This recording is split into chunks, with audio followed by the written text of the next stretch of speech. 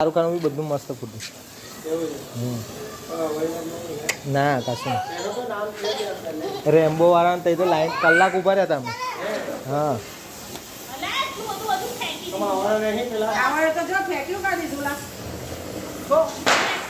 મીશું ફેંકતી ના બેટા ના એ તો એની જાતે બંધ થઈ જશે.